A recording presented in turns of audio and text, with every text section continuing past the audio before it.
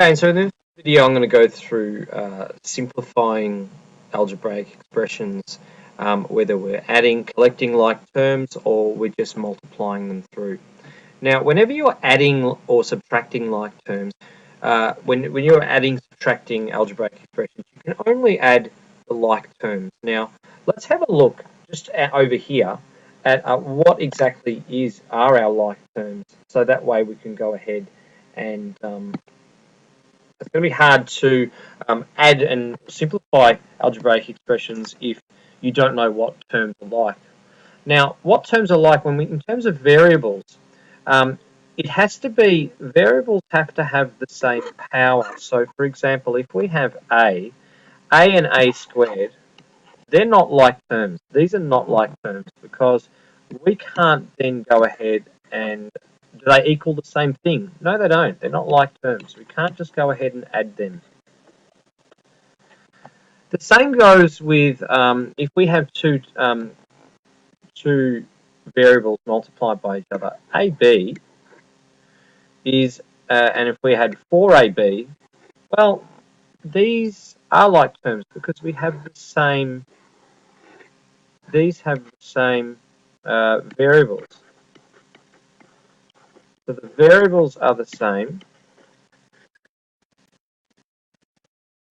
They're like terms. So what we can only add and subtract things that are like terms. So let's go ahead. These two are like terms. These two, ty and ty, they're like terms. So we can just add and subtract just how we normally would. The same if we've got, if we've got 5, let's just say that this is how many apples we've got. 5 apples plus 2 apples. Then we've got minus 3 bananas plus 4 bananas. Well, we can only add and subtract the apples and bananas here over, so we can then collect these apples. We've got 7 apples, and then we've got 1 banana, or just B. So that's how I want you to consider this simplification of this algebraic expression. So if we have minus j minus 9j, well, we've got that is equal to minus 10j. They're like terms, so we can add or subtract them. Over here, what's like? Well, over here we have a constant, and over here we have two like terms. We have the ABs. Okay, so the same. We have two variables multiplied by each other, and the same variable. So we can collect those together. So we've got, therefore, we've got 24AB. Take away 5 is going to be 19AB. 19AB. And then we've got the 7 at the end. That doesn't go anywhere. We can't collect that with another term unless we have another number, okay, or a constant. Let's see what we can do in part E. 6A, let's collect our like terms. So we've got two like terms there, the A's, and these are like terms, which are the B's. Okay, so this is a like term and this is a like term. So in order to collect like terms, let's start with our positive values first. We've got 12b plus another 11, which means we've got 23b. And then we've got 6 A's and we're taking 7 away. So 6 take away 6 is going to be 0. Take away 1 more is going to give us negative A. Over here, we can't actually simplify that at all because we can't collect any like terms. So no simplifying is required. Okay, so this one, we can simplify A through to F, but we certainly can't simplify this because there's no like terms to collect. Over here, we can collect GHI because there's two sets here. This one has GHI, or the 3 variables multiplied by each other. This has the same. So we can just collect them as normal, and that's 3GHI.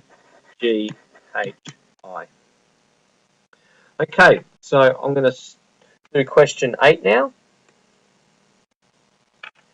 Okay, so for question 8, we've got simplify. Now, when we're multiplying, we don't have to collect like terms or anything like that. We just simply multiply them through. So I'm going to do 8a.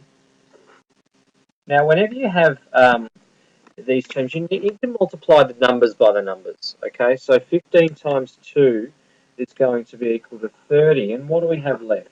Well, we've multiplied our number through. So now what we've got is A times a B. And how would we write A times B? We don't write it like A times B. That is the same as AB. So we've done our A times B. We've done our 15 times 2. We've broken that down. Let's bring them together. So let's bring them together. That's going to be 30AB. And we're done. Let's have a look at this one. Let's multiply the number first. 6 times 11 is 66. We've got an AB, which is the same as, let's have a look what AB is the same as. A times B is the same as AB, isn't it? And that AB is then multiplied by C. So AB times C is the same as ABC. Now let's bring them together. 66 ABC. We can't do anything else to that. And finally for C, let's have a look and deal with our negative numbers first. Remember we were talking about before, we've got negative times a negative. If we're looking at a number line, this is the negative direction here. If we're going the opposite to the negative direction, we're going in the positive direction. So negative times a negative turns out to be a positive. So let's go ahead and change this. Negative 2a times negative 7 is the same as 2a times 7 times a b. Okay, so we've just got rid of this expression and changed that to 14a. Then times a b gives us 14ab. Okay, let's go ahead and do question 9. Question 9, we're looking at simplifying. We've got 24a divided by 20. So I guess this is 28. Now, whenever we have something multiplied on the numerator and we see the same thing on the denominator, then we can just go ahead and cancel those out. Because what is a divided by a? Anything divided by itself is 1. So really this just cancels out to 1 over 1. And effectively that just really just cancels out because we don't really need to write that, do we? So we've got 24 over 20. Now it's a matter of simplifying the fraction that's left over. Okay, so simplifying 24 over 20. In order to do that, you might need to remember that you need to find the highest common factor. Highest common factor, what's a number that goes into 20 and 24 and it's the highest number, or the highest number that goes evenly? Well, that would be the number 4. Let's divide 24 by 4, and we have to do the same to the bottom, don't we? So therefore we've got 6 over 5. We've got a prime number as the denominator. We clearly can't do anything more to simplify that any further. So there's our 24a divided by 20a is equal to 6 over 5. Let's have a look at part B. 25ab. 25ab. Now, when we're multiplying algebraic expressions and dividing them, we always look at the constant, this number. We can just treat it as an ordinary number. Okay, so that's over 5a, by the way. So 25 divided by 5, we know to be equal to 5. And then the next thing is, what are we going to do with the a's? Well, as we mentioned before, a divided by an a, as long as there's nothing else, if it's a squared divided by an a, we can't cancel them out because they're not the same thing. But anything divided by itself is 1, so those are just going to cancel out. And what we have left over is b.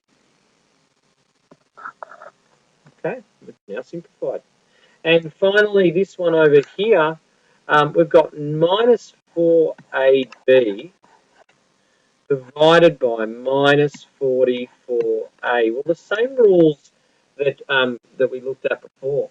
A negative times a negative is a positive. Well, a negative divided by a negative is a positive.